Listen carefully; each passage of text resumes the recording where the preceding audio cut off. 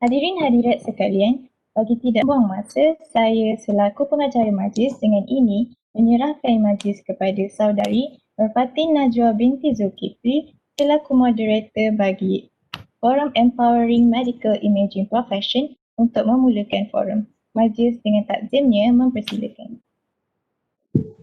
Terima kasih saya ucapkan kepada saudara pengacara majlis. Bismillahirrahmanirrahim. Assalamualaikum warahmatullahi wabarakatuh dan salam sejahtera. Hadirin hadirat sekalian, bersyukur kita kerana dengan izinnya dapat kita berhimpun pada petang ini bagi menjadikan program World Radiography Day 2020, iaitu sebuah program perkongsian ilmu di mana kita akan berkongsi beberapa perkara berkaitan perkembangan dan isu-isu semasa dalam bidang radiografi atau pengimejan perubatan. Sebelum kata bersulung bicara, sebelum ilmu menusuk dada, kata orang tak kenal maka tak cinta. Tanpa membuang masa, mari kita berkenalan dahulu dengan dua orang panel jemputan kita pada hari ini. Baiklah, ahli panel yang pertama, Encik Sawal Marsaid yang merupakan Presiden Persatuan Juru X-ray Malaysia, MSR. Selamat datang. Apa khabar Encik Sawal? Alhamdulillah saya sihat. Terima kasih kerana menjemput. Seterusnya, saya memperkenalkan ahli panel jemputan kedua, Encik Muhammad Helmi bin Syamsuddin yang merupakan Ketua Juru X-ray Hospital Tawau Sabah. Jadi Encik Helmi, apa khabar Encik Helmi? Assalamualaikum. Dengar tak suara saya? Dengar. Okey, jadi sebelum tu saya minta maaf lah atas technical setting yang berlaku kat sini. Jadi sebelum terlewat, saya nak ucapkan selamat Hari Radiografi Sedunia 2020. Live in Tawau Sabah. Okey, jadi Assalamualaikum, salam sejahtera dan salam UiTM di hatiku buat tetamu-tetamu kehormat semua, pensyarah-pensyarah dan juga mahasiswa-mahasiswi UiTM, terutama pelajar pengimejan perubatan, dan juga tidak lupa kepada Presiden yang saya hormati, Malaysian Society of Radiographers, itu Cik Sawal lah. Jadi terlebih dahulu saya ingin merakamkan jutaan terima kasih kepada Cik Fazmil selaku pengarah World Radiography Day kerana menjemput saya di dalam sesi forum ni sempena Hari Radiografi Sedunia ni bertemakan tajuk petang ni Empowering Medical Imaging Profession. Okey, jadi ada kemasa untuk saya kenalkan diri saya sedikit? Boleh ya? Boleh. Okey, jadi saya Muhammad Helmi bin Syamsuddin. Saya dulu graduan diploma dan ijazah. Jadi pada tahun 2007 saya mula menjejak kaki di UiTM lah, di Jalan Osman pada masa tersebut. Dan saya masih ingat lagi Cik Sawal ni saya punya pensyarah bagi subjek Administration and Management. Masa tu kelas kami malam sebab Cik Sawal dia bekerja di siang hari kan, jadi kelas kami pada waktu malam lah. Jadi setelah tamat diploma 2010, saya terus mendapat tawaran bekerja di HKM. Jadi saya bekerja daripada 2010 sehingga 1 Julai 2020 dan alhamdulillah rezeki saya terus ditempatkan di KKM di Hospital Tawau Sabah masa tersebut. Jadi actually dia sebenarnya macam shock sikit lah sebab masa datang tu sebulan tu okey. Tiba-tiba datang pandemik ketiga ni, sesuatu yang cabaran sangat besar lah pada saya kat sini. Tapi saya bersyukur kerana ni satu pengalaman yang best lah. Okay, that's all. Terima kasih Encik Helmi. Semoga Encik dalam keadaan sihat. Baiklah. Terima kasih kerana sudi menghadiri program kami. Kepada kedua panel jemputan kita pada hari ini. Selesai salam perkenalan daripada kedua panel, kembali kita kepada topik diskusi forum mengenai kemajuan dan isu-isu semasa dalam bidang pengimejan perubatan. InsyaAllah kita akan cuba menghabiskan soalan-soalan yang telah diutarakan dan di akhir perbincangan nanti saya akan buka soalan kepada para hadirin untuk dijawab oleh kedua ahli panel kita. Jadi jika tiada sebarang soalan dari barisan panel forum, saya akan teruskan forum kita pada petang ini. Hadirin hadirat sekalian, seperti yang kita tahu, Seiring dengan arus masa, dunia kini semakin maju dan kemajuan juga dapat dilihat mempengaruhi bidang perubatan sekaligus bidang radiografi. Pelbagai ciptaan yang inovatif telah dihasilkan dan di antara yang paling hangat diperkatakan sehingga hari ini tak lain tak bukan mengenai teknologi artificial intelligence iaitu AI dalam bidang pengimejan perubatan. Sebelum mengupas tajuk ini dengan lebih mendalam, soalan saya yang pertama kepada panel pertama kita iaitu Encik Sawal, boleh Encik kupaskan dengan lebih lanjut apa itu Artificial Intelligence AI dalam pengimejan perubatan dan apakah keistimewaan dan kelainan teknologi ini terutamanya kepada bidang pengimejan perubatan. Dipersilakan. Okey, terima kasih saudari pengerusi majlis. Assalamualaikum warahmatullahi wabarakatuh dan salam sejahtera kepada semua yang terlibat.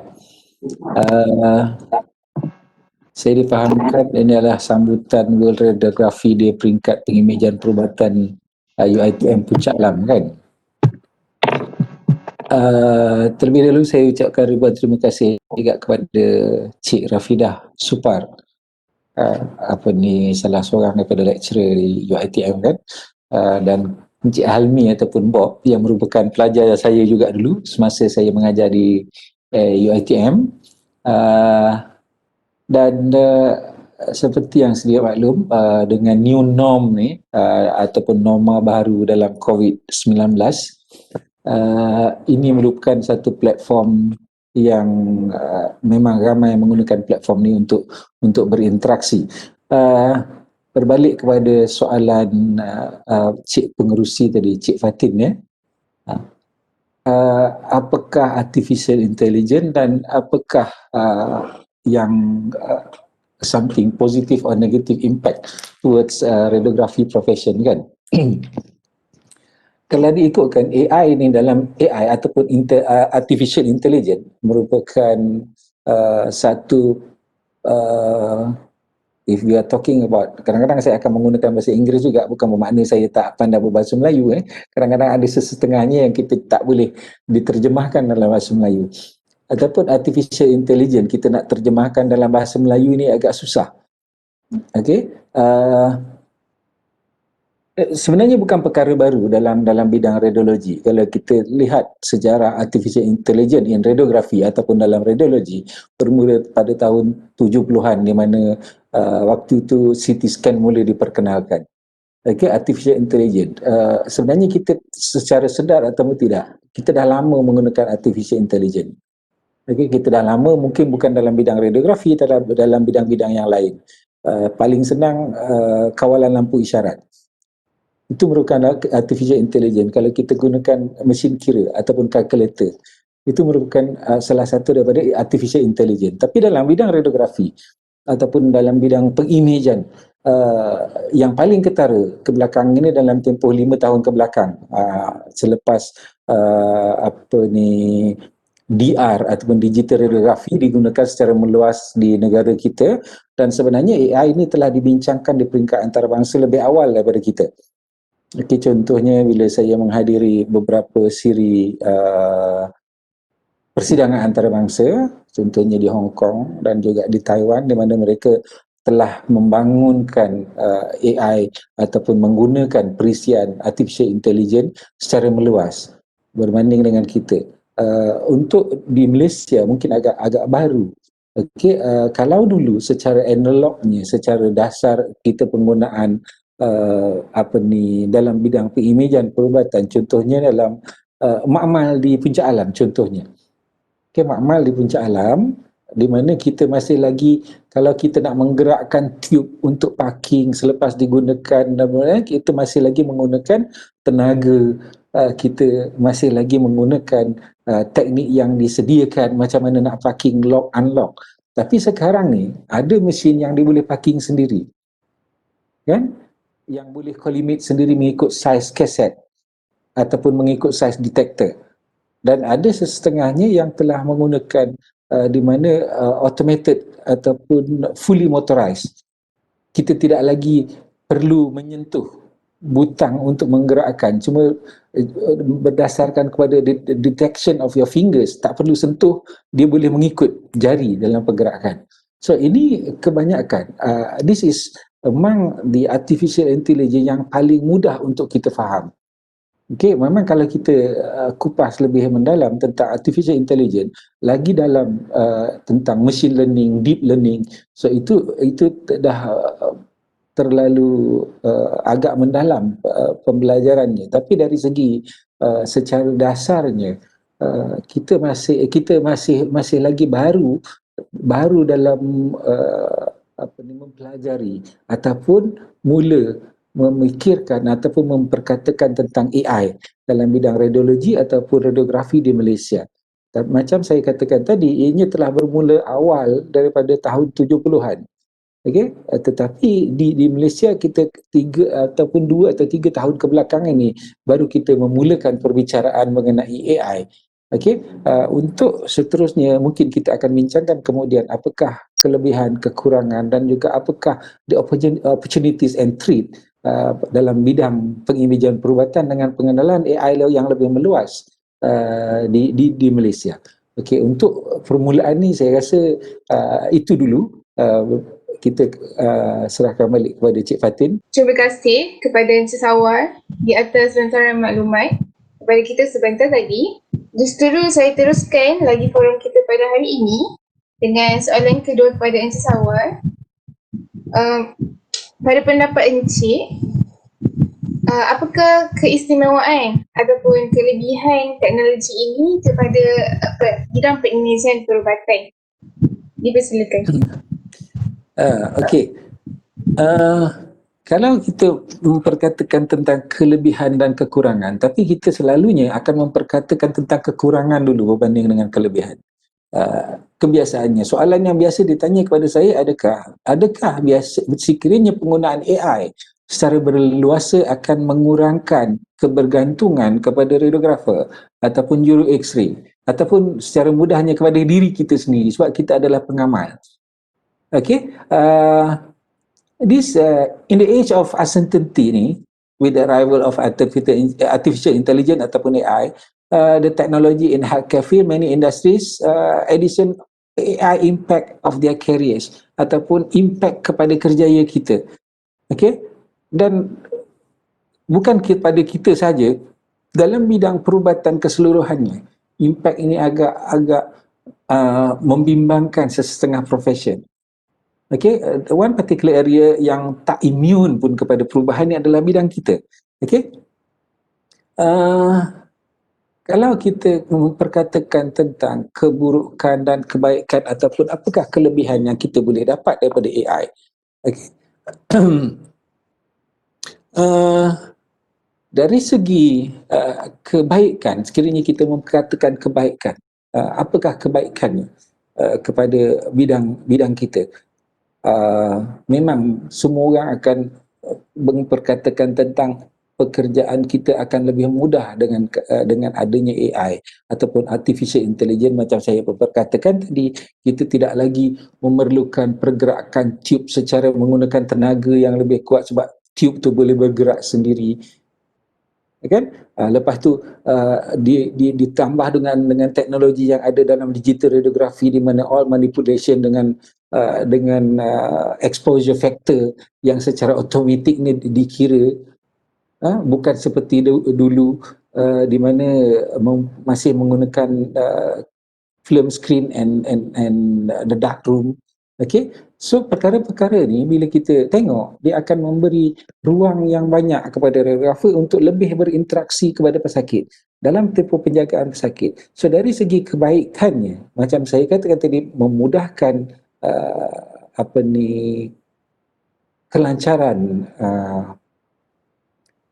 kelancaran kita melakukan sesuatu pemeriksaan. Yang keduanya, lebih banyak masa yang digunakan untuk berinteraksi dengan pesakit, di mana penjagaan pesakit merupakan satu faktor yang amat dititik beratkan dalam bidang penjagaan kesihatan. So kita akan lebih banyak masa digunakan untuk berinteraksi dengan pesakit dengan penggunaan segala maklumat ataupun apa yang diketengahkan dalam AI. Okey, tapi sekiranya kita melihat dari segi keburukannya, bukan dikata keburukan, what is the threat ataupun ancaman kepada kita. Okey, yang pertama sekali kita kena tengok daripada adakah kita bersedia untuk menerima perubahan. Okey, so adakah kita bersedia? Yang pertama tadi macam saya katakan, interacting with patient. Okay, creating a safe environment, providing more effective and objective services, kan?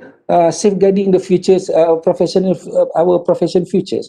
So bila kita memperkatakan tentang threat, whether that is the threat or the opportunities, adakah satu ancaman ataupun satu opportunities kepada kita untuk lebih berinteraksi ataupun menggunakan teknologi yang ada untuk kebaikan profesion. Okey, kalau kita tidak meletakkan diri kita, okey, if we don't position ourselves, okey, the radiographer will become merely the interface. Kita cuma sebagai interface of a technical service becoming obsolete as robot learn to do the same job. Kita dah tengok kalau kita baca tentang artificial intelligence, one of the best seller buku yang dijual dalam pasaran adalah dihasilkan oleh robot, ditulis oleh robot. Kalau sebelum ni kita bayar tol, ada kakak abang tolong terima duit kita kan. Sekarang ni tak ada dah kan. Gunakan smart tag, touch and go, dah sekarang ni pakai RFID. That is all kind of interface ataupun artificial intelligence yang kita gunakan hari-hari.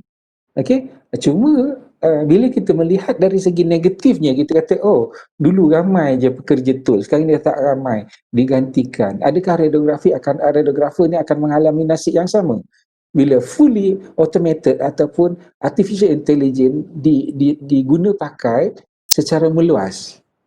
Okey, adakah ini satu ancaman kepada profesion kita ataupun itu sebagai satu opportunity?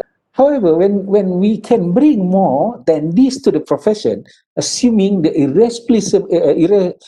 irreplaceable human touch, ataupun bila kita membawakan segala apa yang kita ada sebagai human touch ni dalam patient management, itu yang tak boleh diambil oleh artificial intelligence ataupun more to robotic technology. Okay. Kalau kita kata masih lagi memperkatakan sesuatu yang kita rasa benda tu satu ancaman kepada kita dan bukannya satu dorongan untuk kita lebih ke depan, kan ini yang dikatakan if the first step in adopting of AI is related to component of image acquisition, dose optimization and image quality, all of which are the responsibilities of radiographer, what do you see the role of radiography going forward?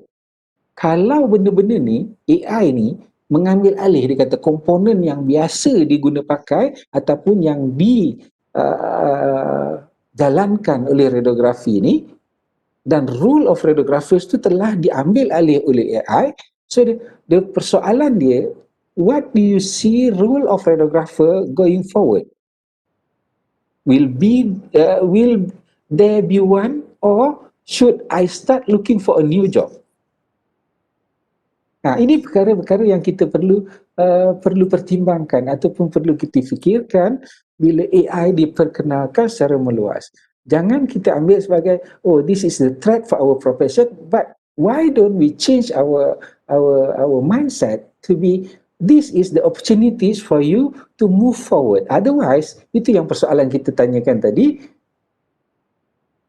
adakah kita perlu mencari pekerjaan yang lain dari segi bidang radiografi? Sekiranya kita memikirkan bahawa kewujudan AI ini akan menjadi satu threat ataupun ancaman kepada profesion.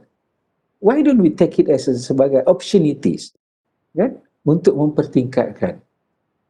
Okey, Cik Fatin. Terima kasih kepada Encik Hawa di atas pandangan yang utuh lagi berisi kepada kita sebentar tadi. Sekarang sudah terang lagi bersuluh bahawa sebenarnya di sebalik kecanggihan teknologi pada hari ini, sudah tentu terdapat sedikit kelemahan yang tidak dapat dielakkan dan mungkin boleh diperbaiki pada masa akan datang. Jadi bagi soalan yang sebelum ini, saya tanya kepada Encik Sawal dan Encik Sawal telah menerangkan serta menguraikan dengan panjang lebar mengenai teknologi AI. Jadi pada pandangan peribadi Encik, adakah sektor radiografi di negara kita mampu menggunakan teknologi artificial intelligence sekaligus menjadikan sektor radiografi di negara kita maju seperti negara maju yang lain seperti Amerika ataupun Jepun. Gitu silakan. Okey. Dari segi teknologi sebenarnya di Malaysia ni kalau kita masih lagi kan 8 November 1895 Ronjen jumpa di sebuah makmal secara tak sengaja di Germany. Dan di Malaysia sebenarnya kita tak tertinggal jauh. Pada 1896 mesin pertama, X-ray pertama di Malaysia kan, di Taiping. Setahun selepas 1896 dia dah berada di Malaysia dah. So, kita selalunya bila kita memperkatakan tentang kemajuan teknologi. Okey, saya pernah melawat satu hospital di Korea. Di mana di situ terdapat 10 CT scan, ada 10 MRI, 10 CAT lab dalam satu hospital dan ada 85 mesin ultrasound. Dan dia ada 125 orang radiologis dan radiografer saya tak pasti. Tapi seorang radiografer boleh membuat 100 patient CT scan sehari. Okey? Ini bukan disebabkan oleh teknologi. Kan teknologi dia sama aja. Malaysia kita pakai 640 CT scan, diorang pun gunakan yang sama. Tapi kita masih kata siapa ada satu hospital yang boleh buat 100 patient sehari untuk satu CT scan machine. Okay. Cik Rafidah pernah ikut saya pergi satu conference di Myanmar. Kalau kita banding dengan Myanmar memang kita jauh lebih majulah. Itu pada pandangan peribadi saya. Tapi kalau kita beranggapan bahawa Korea, Jepun yang selalu disebut bahawa mereka lebih maju daripada kita dari segi teknologi. Tapi sebenarnya kita adalah setanding. Cuma kita yang kita rasa macam kita ni tertinggal ke belakang sebab kita selalu membaca tentang kemajuan-kemajuan negara-negara lain. Contohnya apa yang kita ada di Malaysia, sebenarnya penggunaan AI ni dah meluas.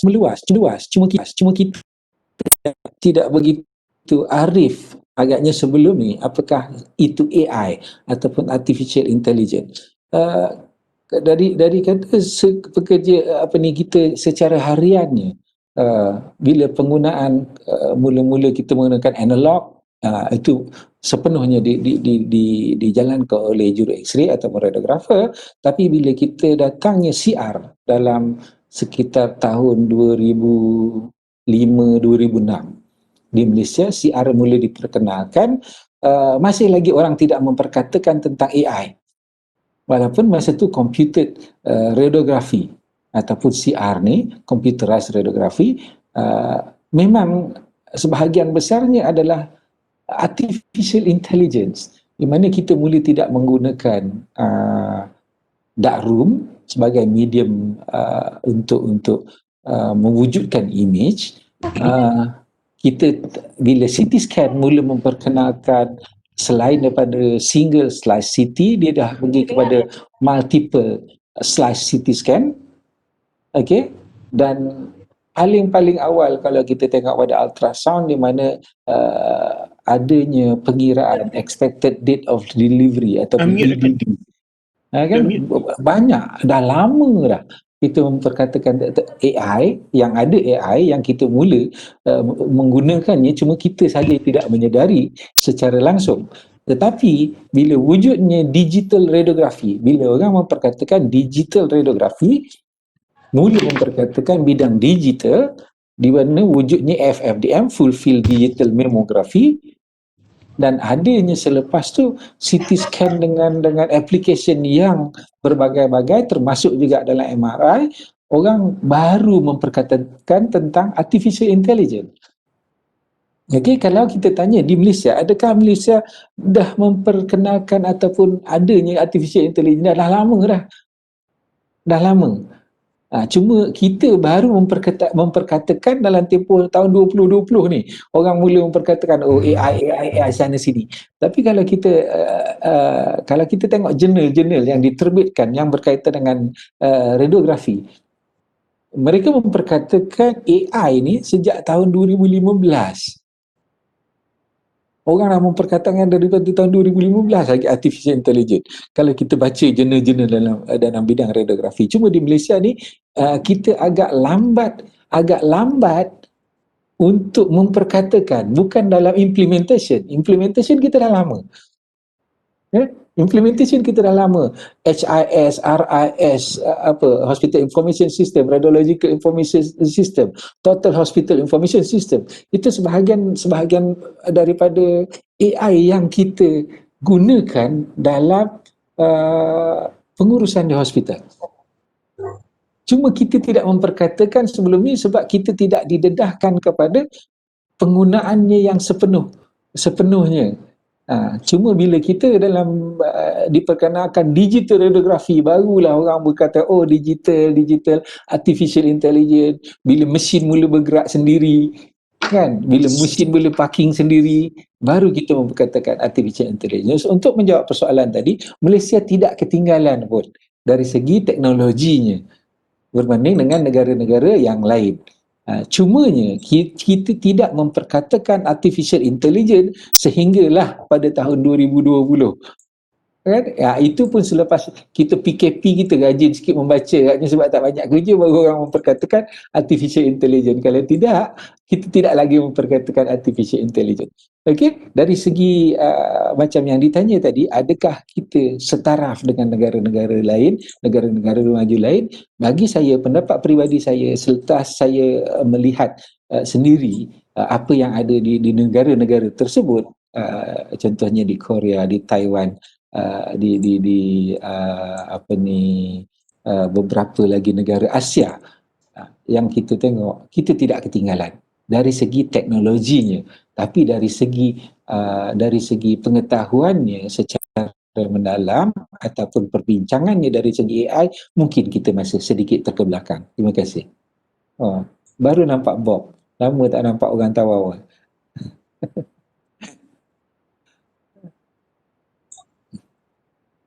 Terima kasih kepada Encik Sawal di atas pendapat yang begitu very nice kepada kami sebentar tadi. Jadi tidak boleh disangka lagi bahawa kemajuan teknologi di Malaysia juga tidak kurang hebatnya dengan negara-negara maju lain seperti Amerika, Korea dan Jepun. Kita teruskan forum kita. Soalan kepada Encik Sawal mengenai sebentar tadi Encik Sawal telah menerangkan keburukan ataupun impak teknologi AI kepada terutamanya kepada bidang radiografi. Jadi soalan seterusnya, kemajuan dalam bidang pengimejan perubatan mungkin dilihat sedikit sebanyak mendatangkan cabaran kepada juru X-ray. Jadi boleh Encik terangkan apakah pendapat Encik secara ringkas cabaran-cabaran tersebut dan mungkin cara solusi untuk mengatasinya? Dipersilakan. Okey, macam yang saya terangkan tadi, sama ada kita nak mengambil pendekatan sebagai satu threat ataupun opportunities. Okey, so sekiranya kita mengambil pendekatan bahawa pengenalan AI di dalam bidang radiografi ni, kalau kita memperkatakan tentang radiografi ni, kalau kita cari mana-mana jurnal ataupun website ataupun apa yang diperkatakan di peringkat global, tidak memperkatakan sangat tentang radiografer ni. Mereka lebih concern kepada radiologis. Okay? Kalau kita baca, kebanyakannya dia memperkatakan tentang radiologis. Will be AI will replace radiologis. Bukan radiografer tau. Kalau tak percaya, lepas ni cuba Google AI in radiology. Situ semua memperkatakan tentang radiologis. Jarang sangat yang kita jumpa tentang radiografer, kecuali memang kita pergi kepada website yang macam SOR kan, ataupun ISRRT kan, punya website. Itu yang memperkatakan tentang radiografer. Tapi kalau secara generalnya, dia tak ada sangat memperkatakan tentang radiografer. Jadi sebab tu saya kata, dengan pengenalan AI ni, sama ada kita nak jadikan benda ni sebagai satu opportunities ataupun threat. Saya ni bergraduat pada tahun 1994.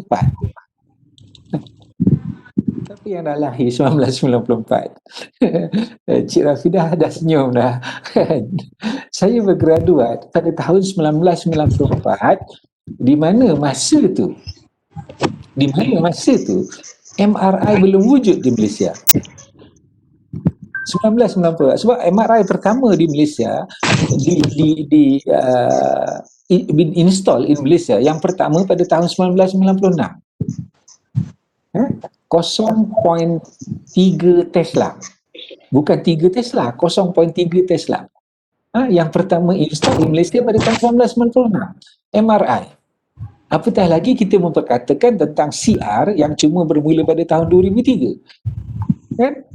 Dan saya masa belajar tahun 1994, orang yang sebaya dengan saya taklah tua sangat dah. Tapi graduat pada tahun 1994. Okay?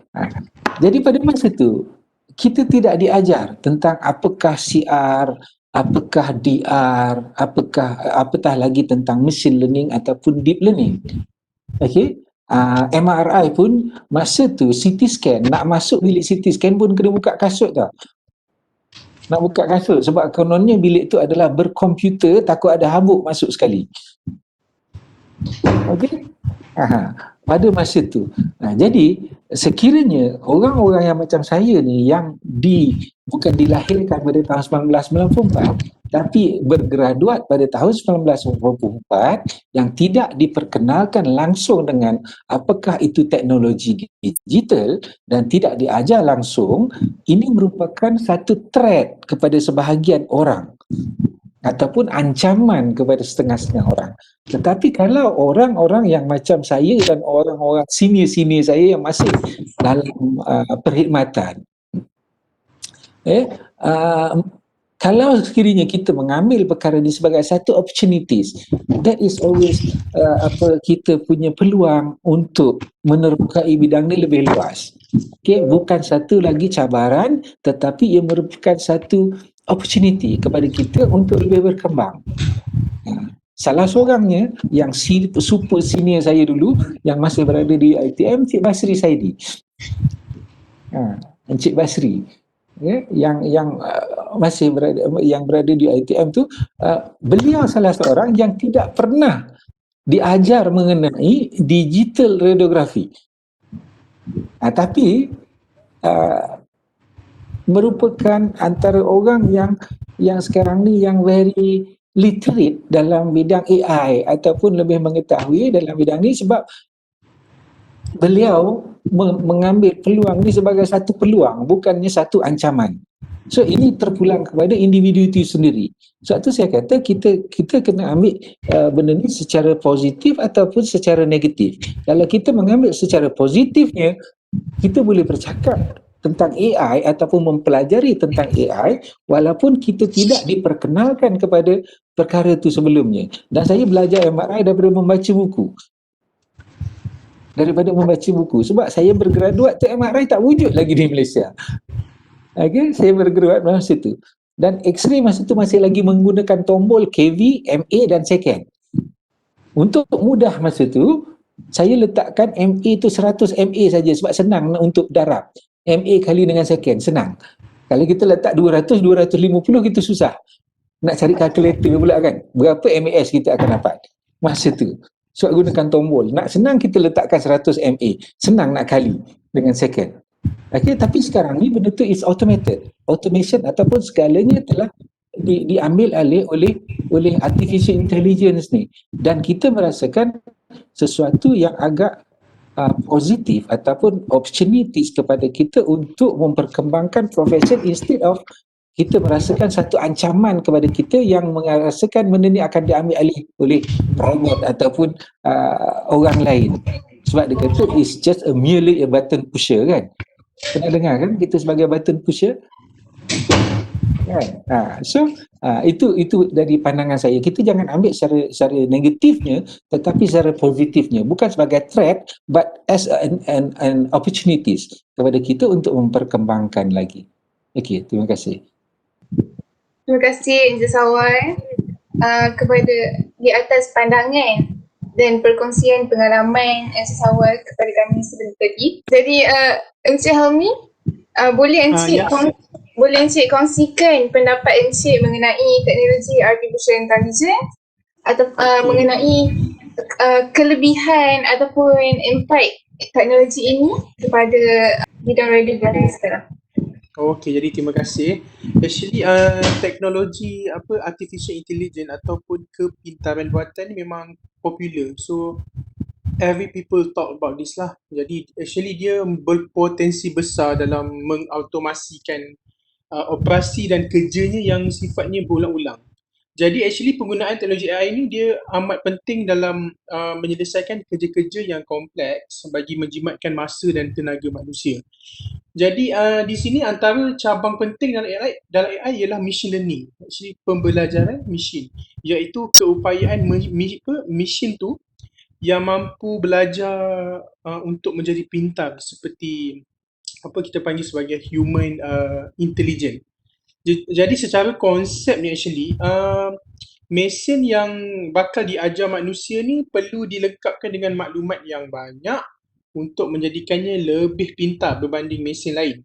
So jadi dalam teknologi AI ni saya ambil sikitlah daripada satu contoh kajian yang menunjukkan seorang pakar radiologi dia perlu interpret one images setiap 3 hingga 4 saat dalam masa 8 jam sehari bagi memenuhi workload demands. Jadi AI ni actually dia boleh mengurangkan workload doktor di mana pakar radiologi ni boleh spend more time for quick actual diagnosis. Jadi saya ambil satu lagi contoh. AI antaranya dia dapat memberikan hasil diagnosis yang lebih tepat di mana penelitian menunjukkan bahawa AI ni dapat bekerja lebih efisien berbanding doktor dalam mendiagnosis penyakit melalui gambar yang terhasil. Contohnya dalam mamografi, saya ambil satu contoh untuk kita rule out the cancer.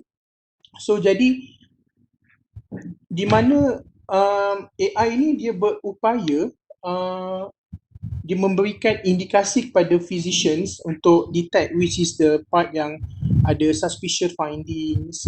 Dan contoh lagi kita boleh ambil AI ni dia boleh membantu kita dalam contohnya dalam kes COVID sekarang kan, boleh tengok any suspicious of pneumonia or consolidation.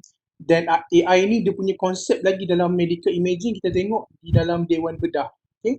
Jadi penggunaannya dalam DR ni, contohnya DR dia mampu highlight which part is a foreign object such as surgical gauze within the post surgery. So actually AI ni dia bagi pendapat saya dia adalah satu teknologi yang kita kena adapt sekarang ni, di mana dia boleh membantu kita, contohnya doktor untuk detect untuk create satu diagnosis yang accurate menggunakan teknologi. So that's all. Terima kasih kepada Encik Helmi di atas pendapat Encik.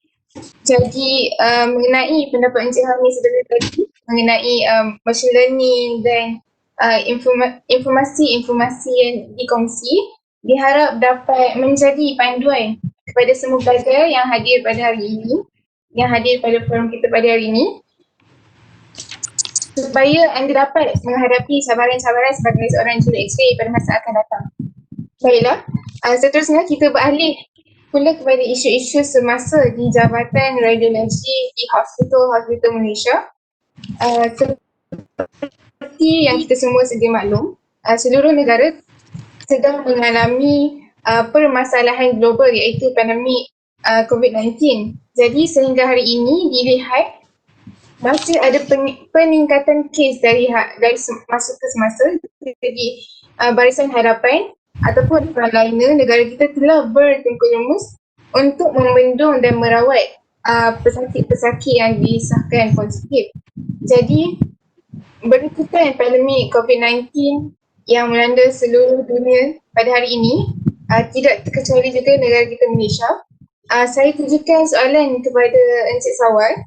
Pada pandangan Encik, juru X-ray sebagai frontliner, apakah kepentingan juru X-ray dalam situasi pandemik COVID-19 sekarang ini? Dipersilakan. Okey.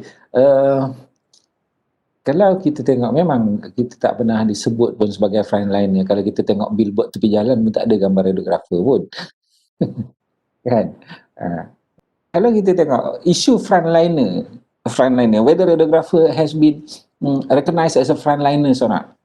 Okay, kalau kita tengok dalam peringkat antarabangsa, kalau kita ikuti ISRRT punya webinar, International Society of Radiographers and Radiological Technology, kalau tengok dalam ISRRT punya Facebook, dia selalu ada live webinar.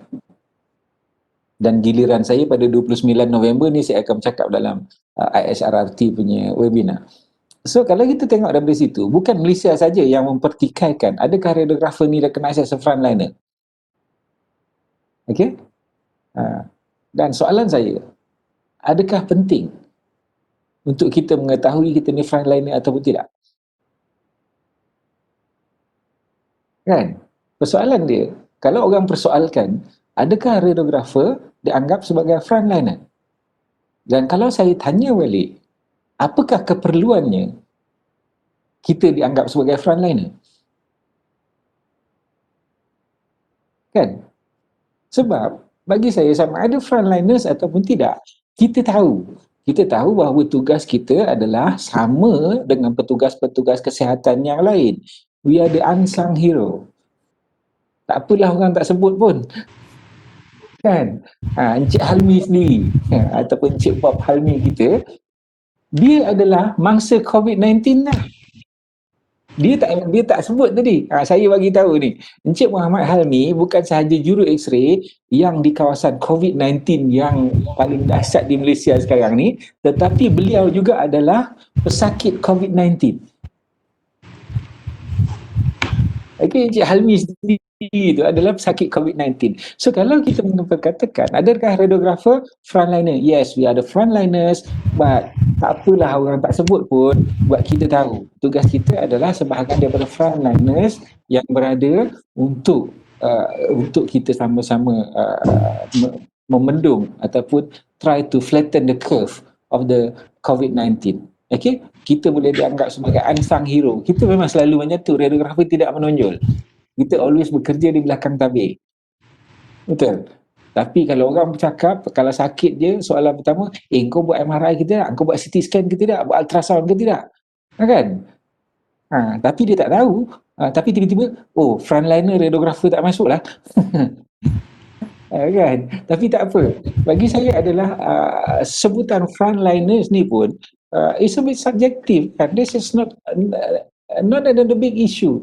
Orang nak panggil kita juru X-ray, orang kita nak panggil radiografer. Lepas tu ada pula patient yang datang, makcik-makcik ni panggil doktor kan. Tegak sikit berjalannya. Kan? So kita sebahagiannya kita adalah kita ada frontliners, cuma tak apa, kita sentiasa bekerja di belakang tabir. Okey?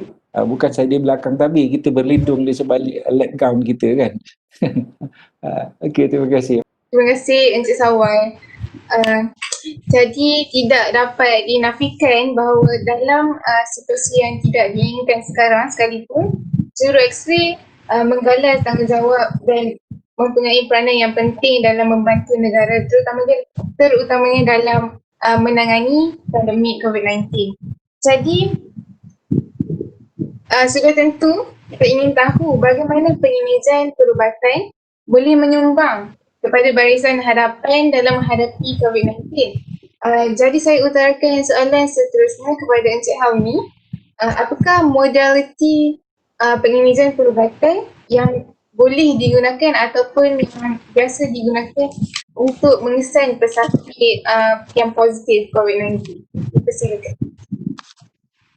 Hello, dengar tak? Dengar ya?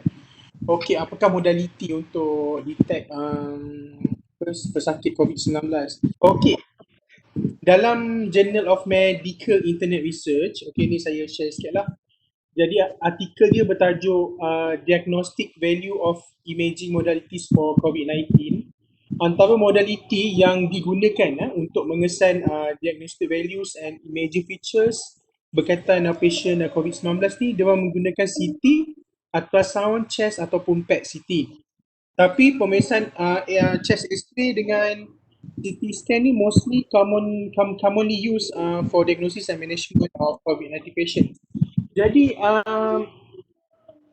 Jadi bagi mengesan pesakit tu positif, actually dia menggunakan reagent kita panggil sebagai reverse transcription polymerase chain reaction, RT-PCR ni, dan dia jadi dia akan combination dengan untuk accuratekan lagi result tu dengan chest X-ray dan juga CT scan. Jadi dekat sini apa saya sharekan pengalaman, chest X-ray di sini dia menggunakan actually 3 kriteria, iaitu diorang kalau nampak detect chest X-ray tu abnormal, dia akan bagi probable, indeterminate or non-COVID-19. Okey, jadi untuk chest X-ray, actually selalunya imaging features yang selalu kita akan nampak ialah seperti pneumonia ataupun keradangan paru-paru ataupun consolidation. Actually selalunya dalam image X-ray ni is very difficult untuk pakar dia nak diagnose patient ni dia COVID ke, dia macam saya kata dia probable, indeterminate ataupun non-COVID. Jadi diorang akan tengok actually COVID ni virus ni dia akan menyerang dekat peripheral area, dekat basal area dan akhir sekali dekat posterior lungs. Jadi bila dia tengok ada kawasan dekat peripheral area, so dia akan klasifikasikan that patient is probable. Kalau contoh image chest X-ray tu, dia punya kawasan tu dekat kawasan tengah-tengah, dia boleh klasifikasikan maybe this one patient is indeterminate. Jadi patient ni perlu menjalani ujian RT-PCR semula dan tunggu result untuk kita double confirm. Okey, jadi kalau non-COVID tu dia chest X-ray normal lah. Okey, jadi dekat Hospital Tawau ni juga yang paling famous request ialah HRCT thorax, which is the high resolution CT scan. Jadi antara imaging features yang boleh kita nampak dalam HRCT ni glass dia bentuk glass opacity dengan consolidation juga. So sama juga. So sama ada dia dekat kawasan peripheral, dekat kawasan dekat tengah-tengah ataupun tidak. Jadi kalau dikatakan pada saya apa imaging modalities yang selalu digunakan untuk detect these COVID patients, kita menggunakan chest X-ray dan juga HRCT thorax. Jadi tapi actually saya nak share kan kat sini saya dapat dia kata pemeriksaan X-ray dada actually dia limited sensitivity. Kalau dikomparekan dengan HRCT ni, sensitivity dia almost 97%. Because what? Ada kajian menunjukkan untuk chest X-ray yang tak ada abnormalities, actually dia akan shows that abnormality within the lungs between 10 hingga 12 hari daripada simptom tersebut. Jadi that's the limitation actually, because saya ada keep questions. So why dekat Malaysia ni dia tak menggunakan CT scan HRCT ni as the baseline for staging. But bila saya research semula, then what keep in my mind is costing lah, satu costing. Jadi yang keduanya actually kalau di CT scan pun kat sini my radiographer pun dia akan pakai full PPE everything semua, but the risk of infection pun kita boleh dapat juga, because sometimes radiographer ni dia akan duduk yang di dalam, kadang yang patient intubated, especially from ICU kan. So because sekarang ni pun saya punya radiographer seorang tengah quarantine positif, because dia handle case CT scan untuk patient last week I think. So this is the question yang kita perlu fikirkan. Jadi untuk tanyakan pada saya, what is the major modalities that we currently use now is chest x-ray dan juga CT scan. So that's all. Terima kasih kepada Encik Helmi di atas informasi yang dikongsi bersama sebentar tadi. Jadi apa yang boleh saya simpulkan melalui maklumat yang dikongsi oleh Encik Helmi, modaliti untuk pengimejan perubatan juga sedikit sebanyak membantu dalam proses dalam proses kita mengenal pasti pesakit COVID-19 yang normal ataupun yang tidak normal, yang disahkan positif. Jadi kembali kepada panel pertama kita, Encik Sawal. Pada pandangan Encik, adakah sektor radiologi di Malaysia sudah bersiap sedia untuk sebarang kemungkinan pada masa akan datang sekiranya ancaman yang lebih dahsyat berlaku? Kerana kita tidak tahu apa yang mungkin berlaku pada masa akan datang. Sebagaimana pandemik COVID-19 yang melanda negara sekarang ini. Jadi boleh Encik berikan pendapat Encik di persilakan. Okey, macam Encik Helmi kata tadi, the first line of investigation untuk COVID-19 adalah chest x-ray dengan CT scan. So, tentang persoalan adakah kita bersedia, dari segi teknologi, dari segi kelengkapan, dari segi itu, kita memang telah bersedia. Okay? Sedangkan macam minta maaf lah, bukan saya nak kata hospital Tawau ni jauh sangat, tapi memang jauh. Kan, hospital Tawau CT scan-nya pun dah ada. So maknanya sejauh-jauh tempat tu, even I'm from Sarawak, so my areas, so hospital Serian pun saya rasa dah ada CT scan. So this is quite something that yang kita rasa kita telah bersedia dari segi facilities dan juga kemudahan-kemudahan yang kita ada. Tak ada lagi hospital, saya rasa hospital-hospital hampir keseluruhan hospital kita telah mempunyai CT scan dengan kelengkapan CT scan. We are no longer using conventional radiography yang menggunakan bilik gelap. Mungkin ada satu atau dua lagi di peringkat Kementerian Kesihatan, tetapi kebanyakannya telah berpindah setidak-tidaknya kepada CR.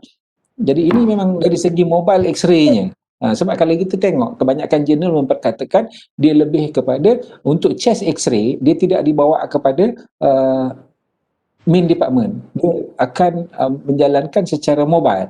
Sebab untuk mengelakkan the interaction of patient dengan jabatan. So dia akan isolate, maknanya hanya menggunakan mobile. Di Malaysia ni mobile x-ray ni banyak. Tapi orang tak sebut sebagai mobile, orang masih lagi gunakan portable. Sebenarnya portable tu dulu, zaman saya belajar portable tu duduk dalam beg besar tau. Bila kita nak guna, kita buka beg tu, kita pasang satu-satu. Pasang satu-satu macam belalai gajah tu. Lepas siap kita expose, kita akan masukkan balik dalam beg tu, kita angkat balik. That is portable. Okay, sebenarnya sekarang ni is mobile, motorized kan, mobile. Okay, so the first line of investigation kita adalah chest x-ray dengan CT scan yang seperti mana Encik Helmi kata tadi. Yang dia katakan salah satu tanda ataupun yang kita nak tengok adalah consolidation dan juga GGO, ground glass opacities. Okay, ground glass opacity, so the GGO finding dalam CT scan. Tapi dari segi kebersediaan negara ataupun dari kebersediaan sama ada Malaysia telah bersedia, dari kelengkapannya yes kita bersedia, tapi dari segi manpower, mungkin tak ramai yang tahu berapa jumlah radiografer di Malaysia. Okey, jumlah radiografer di Malaysia berjumlah 6,643 orang setakat bulan Oktober 2020. In practice. Bukan jumlah radiografer yang tu in practice. Yang bekerja, maknanya yang bekerja jumlah dia 6,643. 6,643 orang, di mana sebahagian besarnya lebih dari 4,000 orang berada di private hospital dan juga klinik. Yang berada di hospital kerajaan dalam lingkungan 2,000 orang saja. Kalau kita tanya adakah kita bersedia, dari segi teknologinya, dari segi fasilitinya, ya. Tapi dari segi manpowernya, itu kita perlu melihat kepada apakah keberkesanannya dalam bila kita menghadapi pandemik ni. Adakah cukup rotation dari segi manpower, okay? Ataupun macam sekarang ni deployment of some radiographers daripada Semenanjung pergi ke Sabah. Bob ada dapat tambahan ke dekat Tawau? Ada dapat tambahan ke Tawau? Yang dari Semenanjung baru ni, kan? Ramai aja yang dihantar ke Semenanjung. So dari segi itu ya, yang saya katakan, dari segi teknologi, dari segi kelengkapan di hospital dan juga di klinik-klinik, kita memang telah bersedia. Cuma dari segi manpower, jumlah tu, kita masih lagi mungkin memerlukan manpower yang lebih tinggi sekiranya berlaku pada akan datang. Terima kasih. Terima kasih kepada Encik Sawal. Jadi sudah terang lagi bersuluh bahawa persiapan harus dilakukan mulai sekarang supaya kita lebih bersedia untuk menghalangi dan membanteras ancaman yang mungkin datang pada masa akan datang. Jadi Encik Helmi, boleh Encik kongsikan pengalaman Encik di Sabah sekarang, bagaimana keadaan dan mungkin pengalaman Encik dalam membantu menyelesaikan masalah COVID-19. Okey, jadi sebelum tu kan, boleh tak saya nak share sikit image. Nampak ke sekejap Nampak. Okey, ni adalah nampak ke? Ini adalah salah satu contoh chest HRCT thorax patient COVID di Tawau ataupun Sabah. Okey, kalau yang saya cakap tadi kan, salah satu ciri dia adalah ground glass opacities dan dia ada dia akan affect dekat peripheral area kan. Okey, jadi pengalaman saya di Hospital Tawau Sabah. Okey, actually saya mula melapor diri pada 3 Ogos 2020. Saya datang ke Hospital Tawau Sabah ni. Jadi pada waktu tersebut kekuatan staf Jabatan Radiologi adalah sebanyak 40 orang. Jadi 24 orang terdiri daripada juru X-ray, 5 orang MO, pegawai perubatan dan 4 orang pakar radiologi.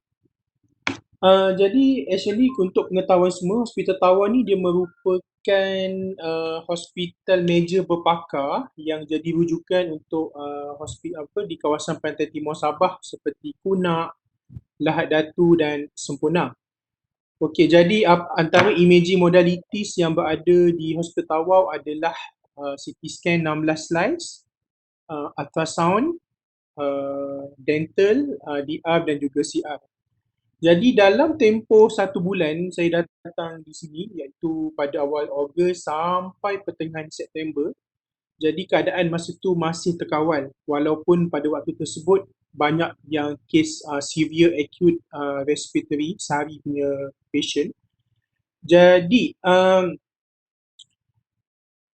saya ingat pada 27 September menjadi tarikh macam dalam kami semualah, di mana jabatan kami telah 3 orang staff dijangkiti COVID-19 lah, termasuk saya.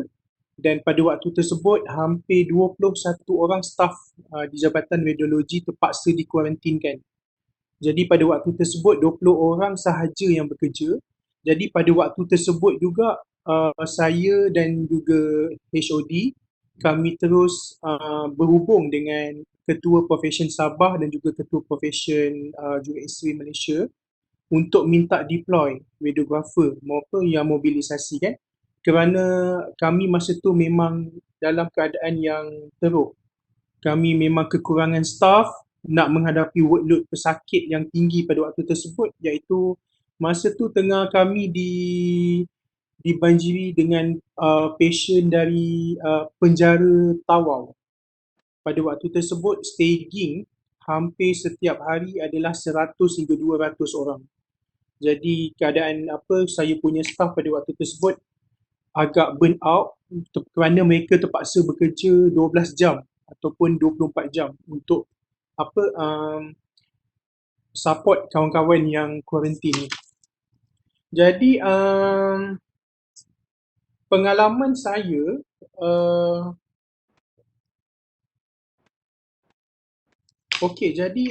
pengalaman saya pada 11 September saya dipanggil oleh pihak pengurusan hospital Tawau untuk pergi ke penjara Tawau untuk set up satu unit X-ray di sana. Kerana pada waktu tersebut kluster tu tengah naik lah. Jadi apa yang berlaku, saya dan juga tim medikal dan juga tim kecemasan dalam 6 orang gitu, kami ke penjara Tawau Sabah untuk set up satu unit X-ray dan jadi saya berpakaian PPE lah, full apa semua. Jadi memang satu yang environment yang sangat-sangat menakutkan bagi saya lah. Memang because dalam satu sel penjara tu boleh muat 50 hingga 60 orang banduan. Masa tu tak silap saya ada dalam 20 sel. Bayangkan dalam satu sel tu 60 orang. Jadi dia punya spread of virus tu untuk merebak is very very high. Jadi dekat situ saya dan tim medikal berbincang untuk set up satu unit. Tapi alhamdulillah saya sangat bersyukur kerana di Sabah ni diorang memang dah buat persediaan awal. Kalau pesakit yang macam ada pandemik, contohnya TB kan, dulu memang di Sabah banyak pesakit TB. Jadi actually mereka ni ada satu portable bus yang bergerak, yang di dalam bus tu ada mesin X-ray yang DR lah untuk buat chest X-ray patient-patient ni semua. Jadi apa yang berlaku, kami set up satu unit dekat sana menggunakan yang perkhidmatan bas ni. Jadi setiap patient banduan dia akan buat X-ray di dalam tu tanpa kita bawa keluar ke hospital Tawau. Okey. Dan kemudian saya share lagi bila kluster penjara Tawau tu dah merebak ke orang awam. Jadi sekarang ni kami telah buat satu staging center dekat unit forensik di mana pesakit ni kami akan bawa, mana yang positif kita akan bawa ke unit forensik ni yang staging center ni. Bagi pesakit yang semua pesakit kita akan buat satu chest X-ray. Jadi sekarang staff saya hari-hari akan balik malam ke 11 malam sebab diorang terpaksa berhadapan dengan 200 pesakit.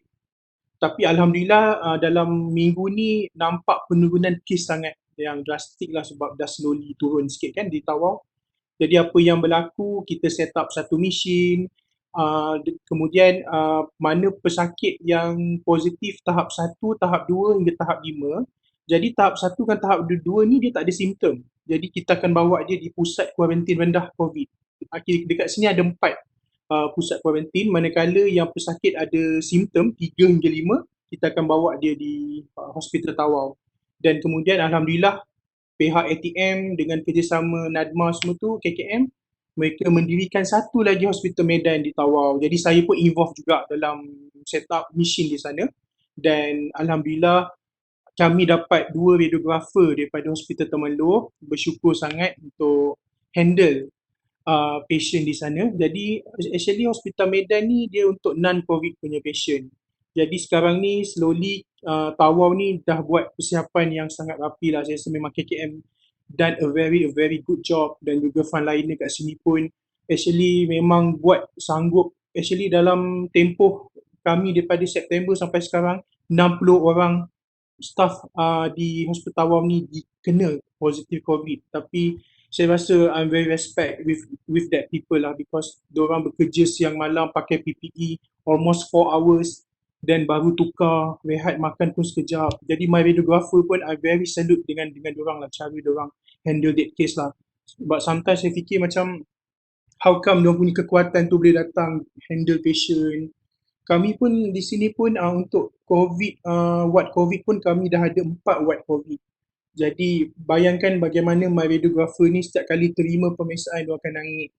Tapi kami di sini, saya dah dan tim pengurusan, kami dah buat satu roster lah, maksudnya ada tim yang menguruskan COVID, ada tim yang menguruskan SARI, ada tim di staging center, dan juga yang saya nak share juga dekat sini, Broad Index kes forensik disebabkan kematian positif COVID di Tawau adalah sangat famous. Satu hari kami terima body almost 4 hingga 5 orang. Jadi that's the workload lah yang actually yang hospital Tawau ni hadap. Tapi saya sangat bersyukur, saya rasa ada hikmah apa yang berlaku. Kerana bila berlaku begini, KKM saya tak tahu tiba-tiba dapat bantuan darurat perbelanjaan beli mesin X-ray yang DR yang canggih, kami dapat almost 500,000. Kemudian kami dapat lagi analog digital untuk analog sistem.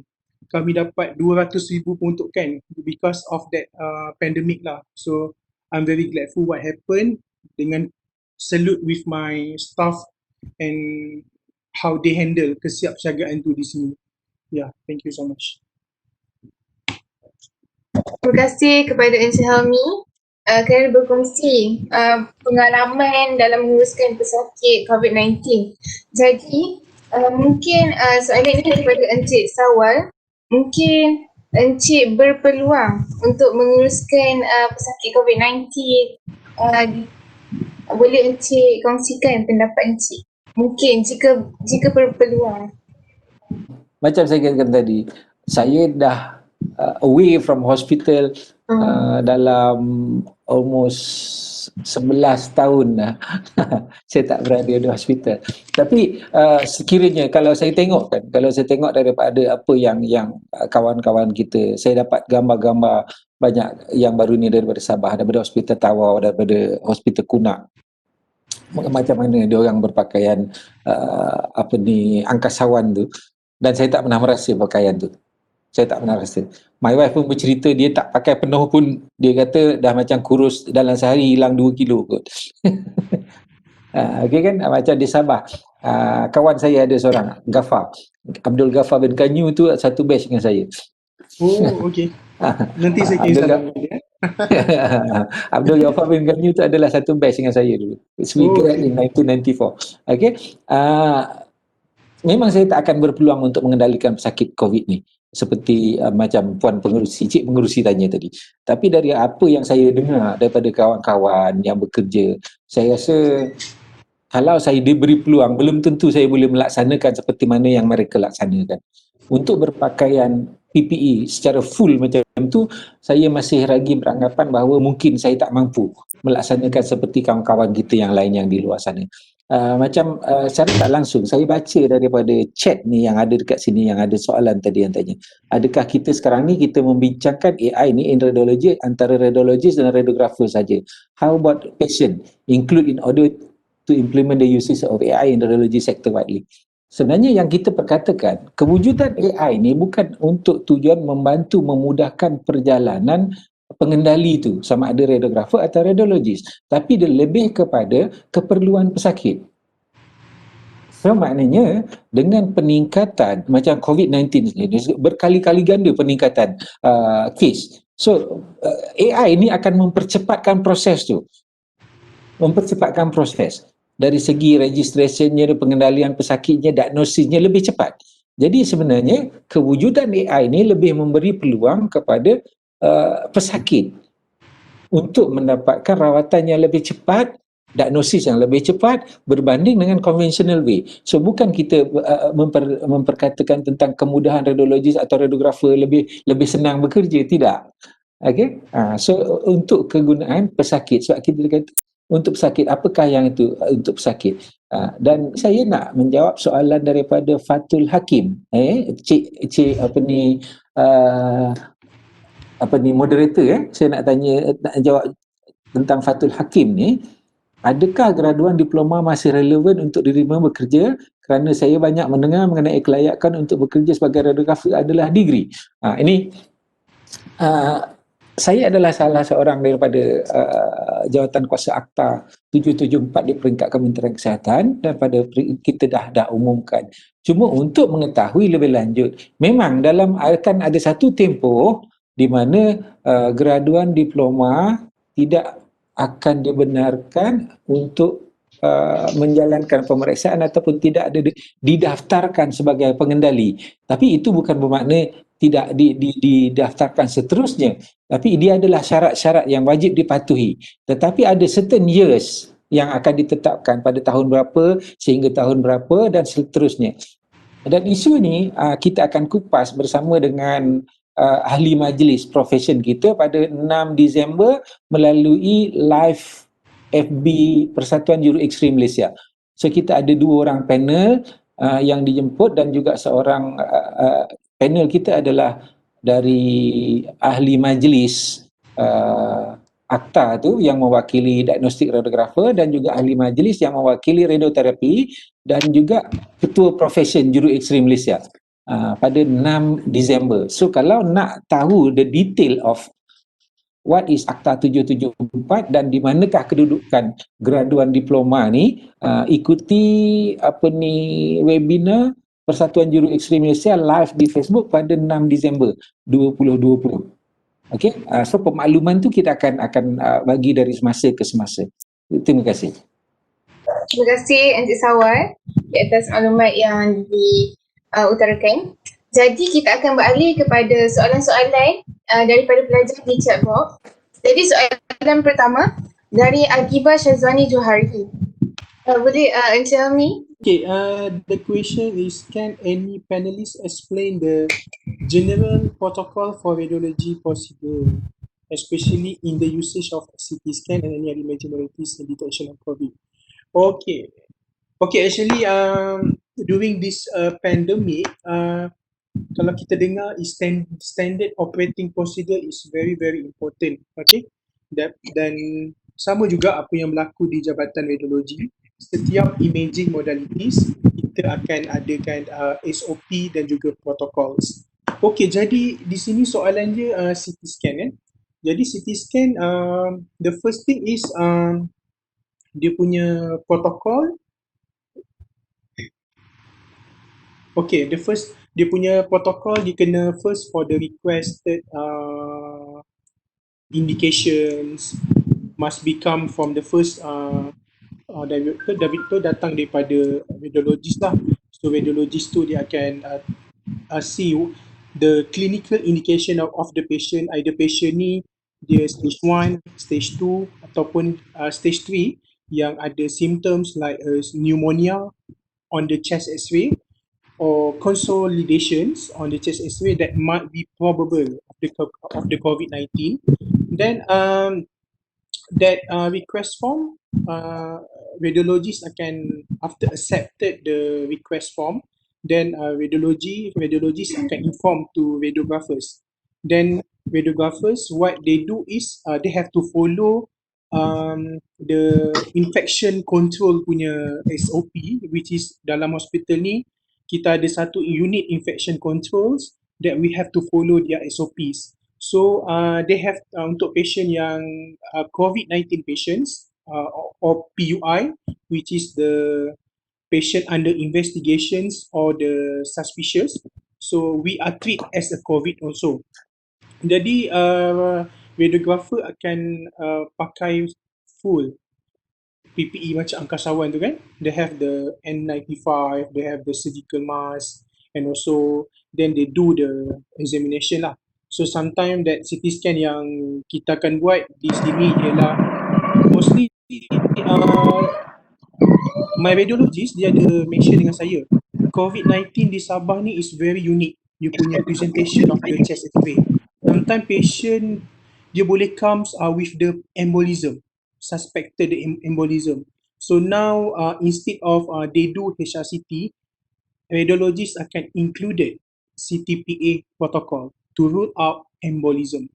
Because my radiologist now saya dan my radiologist sekarang ni tengah buat satu research study di Hospital Tawau ni, because there are a lot of patients, they come dengan presentation yang sangat unik. Dia punya chest x-ray dia and dengan CT, dia punya CT scan finding lah. Sekarang ni kami tengah nak perhatikan lung changes of the patient COVID ni within 6 months. So especially untuk patient yang ICU COVID lah. Okay, so kami masih dalam proses untuk collection data lagi. Okay, sama juga dengan any other imaging modality, sama juga. Kami akan ikut SOP. Lepas buat patient, kita akan carbolize. Carbolize ni means kita akan cuci kawasan pemeriksaan tu lah. Okay, dan staff daripada unit infection control akan datang untuk cuci semua. Dan sekarang ni di Hospital Tawau, any patients wajib buat swab sebelum buat datang buat CT scan ataupun prosedur apa-apa. Then the result within 1 hour, if negative, so they have to can proceed lah dengan pemeriksaan tu. Dan kalau positif, kita akan tolak ke unit kesihatan awam untuk they have to follow the further evaluation lah. Maybe akan either pergi ke PKRC or transfer to admit ward. That's all. Terima kasih Encik Helmi. Soalan seterusnya daripada Fatih Nadira. I want to ask, what is the challenging in handling COVID-19 body for forensic? Boleh Encik Helmi menjawab soalan itu? Okay, boleh. Okay, challenging because challenging yang pertama ialah kami menerima body yang banyak setiap hari, 4 hingga 5 body. Okay, jadi challenging yang kedua bagi saya, tak adalah, bagi saya bukan challenging lah, dia macam they have to follow the SOP prosedur jugalah, sama juga. And then challenging lagi satu, kami di sini setiap masa menerima body pesakit. Dia tak mengira masa. Kadang-kadang ada pukul 5 petang, kadang-kadang ada pukul 8 malam, kadang-kadang ada pukul 12.30 malam. Jadi di sini radiografer nak buat decision nak buat bila tu, diorang macam jadi keep in question. Jadi apa yang berlaku awal-awal hari tu bila kes forensic body ni datang banyak dengan banyak. Jadi I have saya dan juga HOD berjumpa dengan pakar forensik pada waktu tersebut, Dr. Nurul, saya ingat. Kami bincang apakah polisi yang perlu kita buat guideline untuk my radiographer. Jadi setelah dipersetujui, actually body ni dia akan melalui proses swab juga untuk uji sama ada positif atau negatif. Mostly memang positif lah. Dan yang kedua, dia punya polisi daripada forensik, mereka perlu buat sebelum 12 jam. Maksudnya patient tu hantar dalam pukul 4 petang, jadi sebelum 4 pagi besok diorang dah kena buat body tu, buat chest x-ray. Kerana apa? Selepas ada kajian mengatakan selepas 12 jam mayat tersebut mengalami proses perebutan. Jadi bila kita lambat buat, jadi presentation patient ni ada pneumonia ke consolidation yang features of COVID, susah kita nak kenal pasti. So thank you. Terima kasih Encik Helmi. Jadi soalan seterusnya daripada Alimai Sarah. Adakah penggunaan AI akan mengurangkan peluang pekerjaan radiografer pada masa akan datang? Boleh Encik Helmi jawab persoalan ini? Okey. Adakah penggunaan AI akan mengurangkan peluang pekerjaan? Okey. Jadi sekarang ni artificial intelligence ni actually bagi saya dia bukan mengurangkan peluang pekerjaan. Seperti kita faham, AI ni memang kita kena adapt. Kita sebagai radiografer yang adik-adik semua pun akan menghadapi profession radiografer kelak. Jadi kita perlu menerima AI ni sebagai salah satu teknologi terkini. Kerana apa? Bagi saya AI ni dia bukanlah mengambil alih tugas kita sebagai radiografer.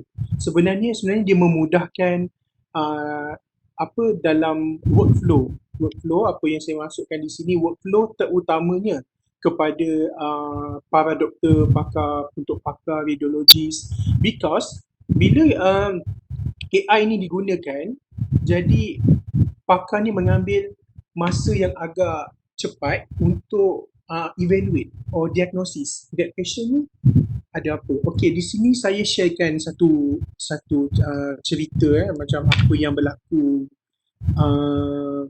petang pagi tadi masa saya buat kes silang biopsi bersama dengan pakar. Jadi pada 22 hari bulan 10, patient ni comes with the mets dekat dia punya left lung. Then supposed to be lah untuk tengok malignancies, they have to do a biopsy procedure, right? To define what is staging for these patients. And today, 12 hari bulan 11 kan, within 2 weeks. So what happened? That meds is diffuse. So they have macam terkejut semua. So kenapa begitu cepat sangat hilang dia punya meds? But I have suggested to the radiology, so why not we put a contrast media, kita do CT thorax, kita tengok what are the clinical presentations of that patient. Dekat lung tu adakah disease the real mets ataupun infection ataupun necrotizing ataupun abscess. We don't know. Then kita buat decision untuk masukkan contrast. So the answer is that patient the patient infection. Okay. Jadi bagi saya, kombinasi AI dengan human brain kita sendiri, kita perlu selaraskan. Jadi untuk radiografer, takkan mengurangkan peluang pekerjaan. Because, kenapa saya cakap, AI ni dia takkan lawan cara macam kita, patient care kita dengan patient, communication kita dengan patient. So benda tu semua memerlukan human touch. AI tidak boleh buat. So AI ni sebenarnya you kena set in your mind, dia sebenarnya memberi pada radiografer ni untuk attention on the clinical care aspect to the patients. Because you sentuh, you communication dengan patient semua, benda tu AI tak boleh buat. Kita kena bercakap dengan patient, this one. Okay? So bagi saya, you have to ubah that mentality. AI ni memang cannot replace human touch, human care. So with the technology AI ni, dia akan memberi kita ruang untuk lebih masa kita on patient management care lah. So that's all. Terima kasih kepada Encik Helmi. Soalan seterusnya daripada Nur Afina. Ada 2 soalan. Soalan yang pertama, adakah akan ada keperluan untuk menambah bilangan juru X-ray di Malaysia, dan adakah hal ini akan menambah peluang pekerjaan kepada bakal graduan dalam bidang pengimejan jabatan? Jadi mungkin bagi soalan ini Encik Syawal boleh menjawab soalan Nur Afina. Okey, terima kasih kepada yang bertanya tu, Nur Afina ya. Dari segi, macam saya katakan tadi, dari segi keperluan, dari segi modalitiesnya kita memang tidak menghadapi masalah. Tapi dari segi manpower ataupun guna tenaga, macam Encik Helmi sendiri mendapat bantuan daripada juru X-ray daripada Hospital Temerloh yang deploykan ke Tawau. So adakah ini akan membuka peluang? So definitely, kalau kita bukan nak benda ni berlarutan, seboleh-bolehnya kita nak meminimumkan masa jangkitan ni. Cumanya dalam keadaan sekarang, kalau kita terutama sekali dalam peringkat kerajaan ni, bekerja di kerajaan, bukan mudah untuk kita ataupun kerajaan menambah ataupun Jabatan Perkhidmatan Awam menambah jumlah dengan kadar segera seperti mana dalam pembelian. Jadi proses-proses ni banyak proses dia yang diambil kira. Jadi untuk mengatakan adakah COVID-19 ni akan membuka peluang lebih banyak kepada radiografer, saya tak boleh nak jangka benda tu sama ada ini akan membuka peluang ataupun tidak. Cuma ianya berdasarkan kepada perancangan kerajaan di mana keperluan guna tenaga di peringkat Kementerian Kesihatan. Jadi kalau kita tengok dalam keadaan sekarang, memang kita kata tak cukup. Cuma kita ada 6,643 orang radiografer yang bekerja. Tetapi di dalam sektor kerajaan cuma ada 2,400 lebih sahaja. Kan dari jumlah tenaga mungkin tak cukup, tapi itu pandangan kita. Tapi di peringkat pemerintah mungkin dia berbeza. Jadi saya tak rasa disebabkan oleh pandemik ni peluang pekerjaan ni akan lebih terbuka. Tapi dari segi secara dasarnya, secara kasarnya, peluang pekerjaan ni sentiasa terbuka kepada radiografer. Sebab kalau kita tengok daripada nisbah penduduk kepada jumlah radiografer di Malaysia, satu radiografer kepada 13,000 penduduk. Seorang radiografer kepada 13,000 penduduk Malaysia. Saya rasa lebih daripada 13,000 kan. Dalam report ni kita boleh dapat dari perangkaan Malaysia. So dekat situ ada ditulis tahun 2017 atau 2018 dia satu juru X-ray kepada 13,000 ke 17,000. Ini mengambil kira yang berada di kerajaan saja. Okay, sedangkan WHO menyasarkan atau mensarankan untuk satu juru X-ray kepada 1,200 orang penduduk. Ada 3 negara saja yang comply kepada yang ni. Ada 3 negara saja di dunia ni yang mengikut saranan WHO, satu radiografer 1,200 orang penduduk. Okay? Kalau di Indonesia, satu radiografer kepada 200,000 penduduk. Di Malaysia ni satu nisbah 13,000. Okay? So itu pandangan saya lah. Terima kasih. Terima kasih kepada Encik Sawal kerana menjawab persoalan tersebut. Soalan kedua daripada Nur Afina. Adakah keadaan paru-paru bekas pesakit COVID-19 berubah selepas dijangkiti COVID-19? Berdasarkan Twitter, dikatakan paru-paru bekas pesakit COVID-19 berubah. Adakah perkara ini benar atau hanya mitos? Jadi bagi soalan ini mungkin Encik Helmi boleh menjawab soalan kepada Nur Afina. Encik Helmi saya rasa dia terputus lagi tu. Sebab negeri di bawah bayu dia kuat kot. Okay, saya rasa mungkin saya boleh bantu yang ni. Adakah keadaan paru-paru sakit COVID-19 berubah selepas dijangkiti COVID-19? Berdasarkan Twitter kan, dikatakan paru-paru bekas pesakit berubah. Kalau gitu ikutkan, bukan saja COVID-19 menyebabkan paru-paru berubah, dipanggil scarring.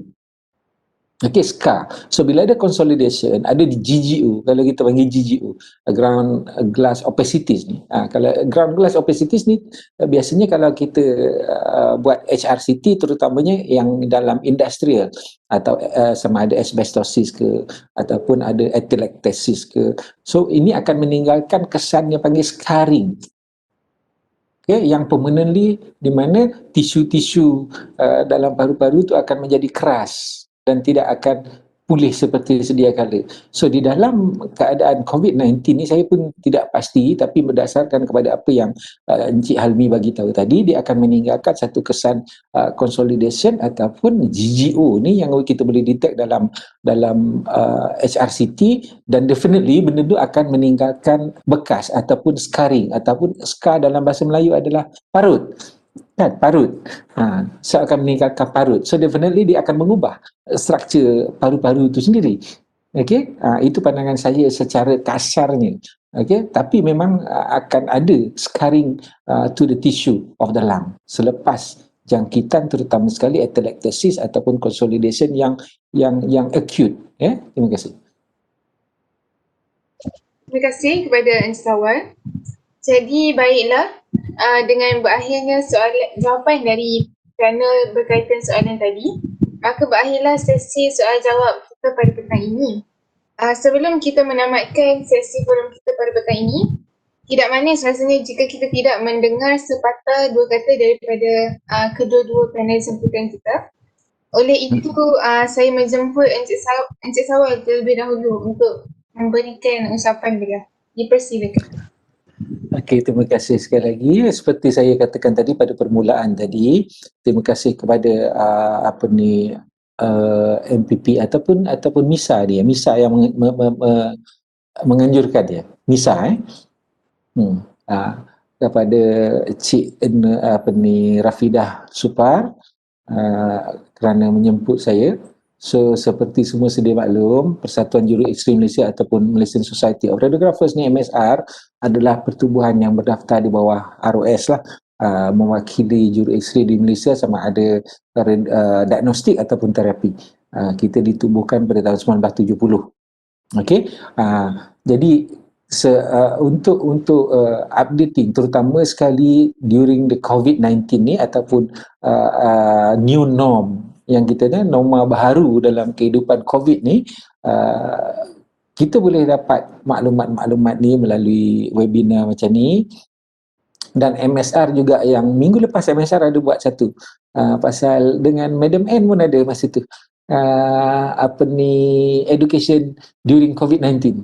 Okay? Madam N ada masa tu. Madam N membincangkan macam mana pembelajaran secara maya during COVID-19. So banyak update-update yang kita boleh dapat. So macam saya nyatakan tadi, 6 Disember nanti masa kita akan tentukan. Pada 6 Disember kita akan membincangkan salah satu soalan yang ditanya oleh yang hadir tadi, yang bertanyakan tentang adakah diploma masih lagi boleh bekerja atau tidak, adakah perlukan degree. Itu kita akan bincangkan pada 6 Disember nanti melalui live Facebook Malaysian Society of Radiographers. So boleh ikuti yang itu. So update akan diletakkan di situ. So untuk semua pelajar, untuk tempoh yang ni, kita jangan fikirkan sangat apakah kita akan bekerja nanti, adakah peluang pekerjaan nanti. InsyaAllah benda tu akan ada. Okay? Benda tu sentiasa ada, peluang sentiasa terbuka. Macam saya katakan tadi, macam saya ni sendiri pun yang tidak pernah terdedah kepada digital era, yang masih lagi analog, masih boleh lagi bertahan sehingga ke hari ini, apatah lagi graduan-graduan yang baru nanti. Okey, graduan-graduan baru. Jangan berfikiran bahawa peluang pekerjaan semakin kecil. Adakah kita akan boleh bekerja ataupun tidak? Itu letak tepi dulu. Okey. What is important thing is just this is our profession that we need you as a pelapis kepada juru-juru X-ray yang sedia ada. Okay, all the best to all and terima kasih. Terima kasih kepada Encik Sawal. Jadi kita akan mendengar ucapan Encik Helmi. Jadi Encik Helmi, tak dua kata. Jadi actually saya nak minta maaf kepada semua because of that link petang ni agak slow sikit lah di sini kan. Jadi especially I nak bagi congratulations to all the students Pengimejan Perubatan dan juga Puan Wafida because handling a great session today with a great topics, because now we are in the pandemic situation. So I think this is the time we use a platform online actually kan, because of that pandemic sekarang ni we have to think outside the box actually, because this is the time kita menggunakan secara keseluruhannya digital, zaman digital. Okay, jadi apa yang boleh saya rumuskan di sini, we as a radiographer sebagai juru X-ray, part of a frontliners dan juga bersama dengan team medical imaging, once you dah bekerja nanti, artificial intelligence ni memang we have to accept that. Okay, macam saya ceritakan tadi, with that technologies bukanlah satu ruang untuk dia menutup peluang pekerjaan kepada radiographer, but we have to accept that technology can help us. Dia akan bantu kita melalui machine learning tadi tu kan, deep learning yang kita dah bincang tadi. Jadi di sini dia membantu dari segi workflow. Kita punya workflow, how to make fast decisions. But we have to bear in mind yang AI ni dia tidak boleh challenge dengan human touch, human intelligence, because yang perlu buat clinical, contoh dalam membuat diagnosis decision bergantung kepada radiologist, but they have to use dia punya intelligence juga. Okay, then combination of that technology and the intelligence from the radiographers and the radiologists, so that clinical diagnosis can be a better. So then another two, the AI ni memberi kita ruang supaya kita care pada patient management, patient care management. Jadi pesanan saya dalam with this pandemic, we have to follow all the SOP yang telah ditetapkan oleh pihak KKM. Stay safe, stay healthy everyone, dan elakkan 3S atau 3C dan amalkan 3W, okay? That's the selalu kita dengar kan. So we have to bear in mind lah. So stay safe everyone, that's all. Baiklah, terima kasih saya ucapkan sekali lagi kepada dua panel jemputan kita, Encik Sawal Marsaid dan Encik Helmi bin Syamsuddin, di atas kesudian menghadirkan diri untuk turut serta dalam program World Radiography Day 2020. Terima kasih. Sebelum saya akhiri tugas saya pada hari ini, izinkan saya berkongsi beberapa rangkapan itu mewakili diri saya dan semua ahli jawatan kuasa yang menyumbang masa dan tenaga bagi menjayakan Forum World Radiography Day 2020. Bunga dedak di atas para, anak dusun pasang filter. Anda tersilap tutur bicara, jari disusun maaf dipinta.